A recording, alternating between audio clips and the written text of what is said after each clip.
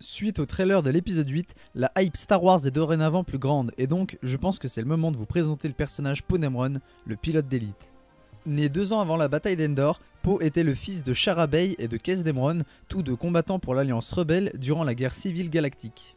Poe vit très peu avec ses parents à cause des opérations menées par la rébellion avant et après Endor, sa mère étant pilote de l'escadron Green et son père faisant partie des Pathfinders des forces spéciales. Il fut donc élevé par son grand-père, mais 6 mois après la bataille d'Endor, les parents de Poe retournèrent à la vie civile et s'installèrent avec lui dans la colonie Diamine 4 où ils plantèrent un fragment d'arbre sensible à la force offert par Luke Skywalker. À l'âge de 6 ans, Poe commença à apprendre le pilotage dans la wing RZ-1 de sa mère qu'elle avait pu garder en guise de compensation. Elle emmenait Poe et le laissait s'asseoir sur ses genoux afin qu'il apprenne à contrôler le vaisseau. Mais à l'âge de 8 ans, la tragédie frappa la famille Dameron puisque sa mère mourut. Suivant les traces de sa mère, Poe devient lui-même pilote et rejoignit la marine de la Nouvelle République. Comme sa mère, Poe Dameron gravit également les échelons, jusqu'à devenir commandant et de se voir confier le commandement de l'escadron Rapier. Il possédait également un droïde astromécano, BB-8, qui l'assistait pendant toutes ses missions. Poe continua à réussir les missions dans le secteur Myrine, et Leia se rendit compte que Poe Dameron était aussi passionné que son frère Luke Skywalker, et lui offrit de rejoindre la Résistance et de participer au conflit contre le Premier Ordre. Celui-ci accepta immédiatement, conservant son grade de commandant.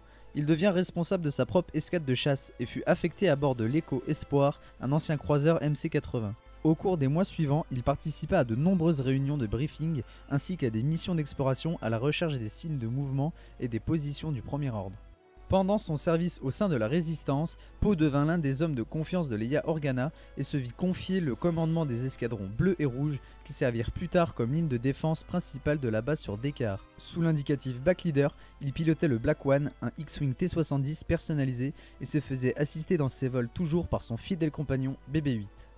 Leia Organa lui confia la mission de retrouver Lor San Tekka, censé détenir un fragment de la carte menant au premier temple Jedi, endroit où s'était supposément rendu Luke Skywalker lorsqu'il avait disparu des années plus tôt.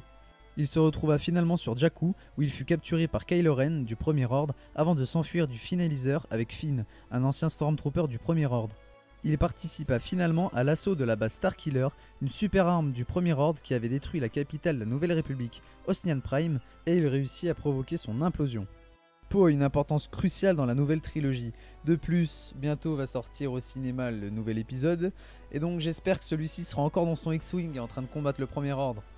Voilà, donc la vidéo est terminée, j'espère qu'elle vous a plu, n'hésitez pas à la liker, pareil dites-moi en commentaire ce que vous avez pas plu, ou si j'ai oublié un petit truc, quelque chose, et puis on se retrouve très bientôt pour une nouvelle vidéo. Allez, bye tout le monde.